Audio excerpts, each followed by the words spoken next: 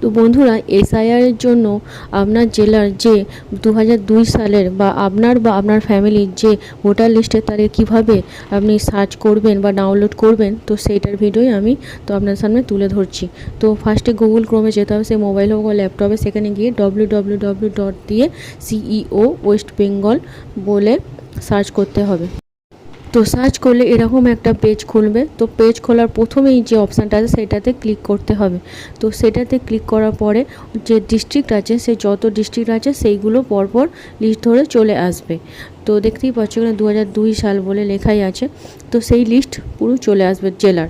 তো সেই জেলার যে আপনার যে জেলাটা সেটা গিয়ে ক্লিক করতে হবে। তবে এই পেজটা ক্লিক করার সময় খুবই সার্ভার ডিস্টার্ব করবে আর কি, যেহেতু সবাই করছে বলে তো চাপ পড়ে, তখন এই সার্ভারটা একটু ডাউন হয়ে যায়। তো যাই হোক, এরকম বারবার খুলতে থাকলে, ওপেন করতে থাকলে ও খুলেই যাবে।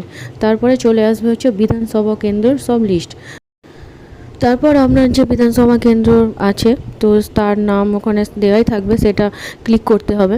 তো সেইটাই ক্লিক করার পরে তারপরের একটা পেজ খুলবে। সেই পেজে হচ্ছে মানে যেই বুথে আর কি ভোট দেওয়া হয়েছিল, মানে আপনি দিয়েছেন বা আপনার পরিবার দিয়েছে, তো সেই লিস্ট পুরো চলে আসবে।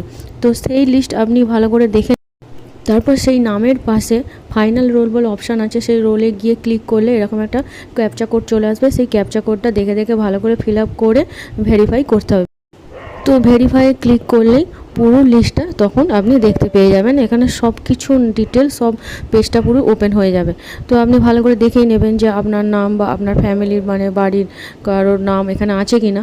তো দেখে নিলে আপনি বুঝে যাবেন যে ঠিকঠাকই আছে। তো তখন আপনি এই পেজটা পিডিএফের মতন ডাউনলোড করে রেখে দিতে পারেন। ভিডিওটা যদি ভালো লাগে তো অবশ্যই লাইক করবেন, শেয়ার করবেন, অবশ্যই কমেন্ট করে জানাবেন।